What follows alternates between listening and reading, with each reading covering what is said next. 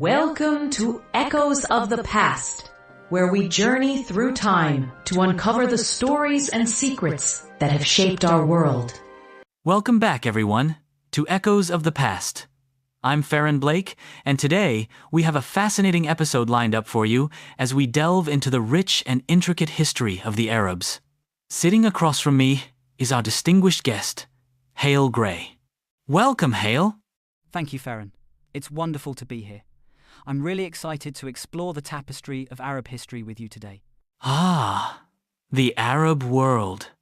A subject so vast and so profound, no? To kick things off, I think it would be great to start by talking about the early days of Arab civilization and what really laid the foundation for its rich culture. Absolutely, Farron. When we think about the Arab world, quite often our minds might jump straight to the Islamic Golden Age because of its significant contributions to various fields. But even before that, the roots of Arab culture run deep. Prior to Islam, Arabs were predominantly a nomadic people living in tribal communities across the Arabian Peninsula. These tribes were connected by a common language and shared cultural practices. Yes, and it's fascinating how these early communities managed to trade, thrive, and maintain a rich oral tradition despite the harsh desert environment. I often think about the poetry and stories that were passed down through generations even before they began recording them in writing. Exactly. And this oral tradition became the bedrock of what would later flourish into exquisite literature. If we leap forward a bit, this tradition laid the groundwork for the celebrated works that would emerge during the Abbasid Caliphate, which was an era of incredible intellectual prosperity. That's an excellent point, Hale. The Abbasid period was indeed remarkable. It saw the founding of the House of Wisdom in Baghdad, where scholars of various backgrounds gathered, translated, and expanded upon the knowledge of the ancient world.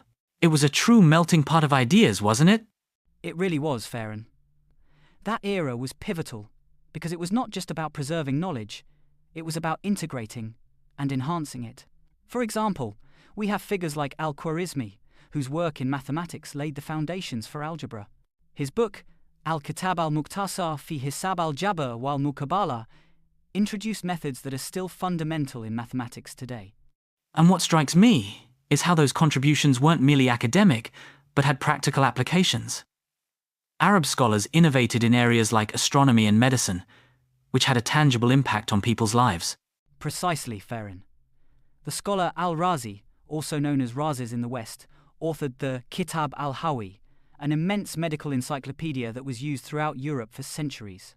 His keen observations and systematic approaches influenced the development of medicine long after his time. It's amazing how this cross-cultural exchange happened then, and seems so relevant today.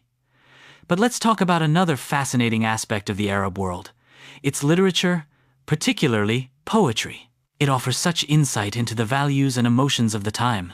Poetry is indeed a vital part of Arab culture, known as Divan al-Arab, or the Register of the Arabs. The pre-Islamic period alone boasted incredible poets such as Imru al-Qais, whose evocative imagery and eloquence captured the desert's beauty and complexity, not just the environment, but also the emotions and social norms of the tribes. And this love for language, this artistry carried over into the Islamic era, producing incredible poetic forms and literary works. I often find myself amazed at the richness and depth of narratives found in works such as 1001 Nights. 1001 Nights, or as it's well known, Arabian Nights, is indeed a literary treasure. Its layers of storytelling reflect cultural wisdom, adventures, and compelling moral quandaries. The stories have deeply influenced Western storytelling traditions as well. Characters like Aladdin and Sinbad have left lasting impressions on popular culture. What a substantial impact profuse storytelling has had. And it wasn't just about entertainment. A lot of those narratives carried profound philosophical and moral themes, right? Absolutely. These tales often had deeper reflections on human behavior, ethics, and the nature of justice and wisdom. The engagement with moral lessons was significant, showing how literature served as a means for contemplation and ethical debate.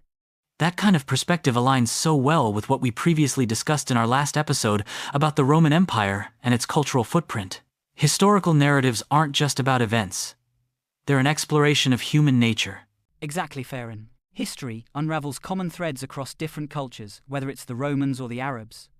We can see similar strives for knowledge, beauty, and improvement of human condition through philosophy and innovation. Speaking of philosophy, the Arab world has such a rich tradition in that field as well.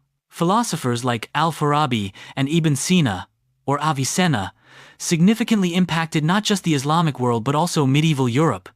And these philosophers were not only bridging Greek thought, but also transforming it. Avicenna, for instance, merged Aristotelian philosophy with Islamic theology, creating a synthesis that resonated profoundly across cultures. What's particularly fascinating is how they navigated and integrated diverse ideas, isn't it? They didn't just adopt knowledge, they adapted and expanded it to fit within their cultural and religious milieu. Indeed, which speaks volumes about the dynamic exchange of ideas. In addition, it underscores the importance of intercultural dialogue, something that remains immensely relevant in our modern world. Yes, and considering today's interconnected society, these historical lessons take on new weight. By learning from the past, we can better foster cultural understanding and acceptance. And, reflecting on the Arab history, it's clear how integral it has been to shaping global civilization.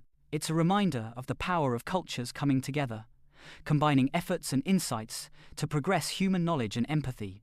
It's uplifting when you realize we are more than just the geographic boundaries that separate us, but instead, we are united by shared stories and achievements. Hail! It's been such a pleasure having you here today. Thank you, Farron. It's been a wonderful conversation. History often gets boxed into dates and conflicts, but when we explore the tapestry of cultures and contributions, it becomes so much more alive. Absolutely.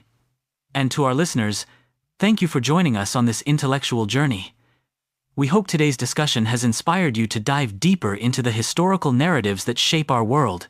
Until next time, keep exploring the echoes of the past.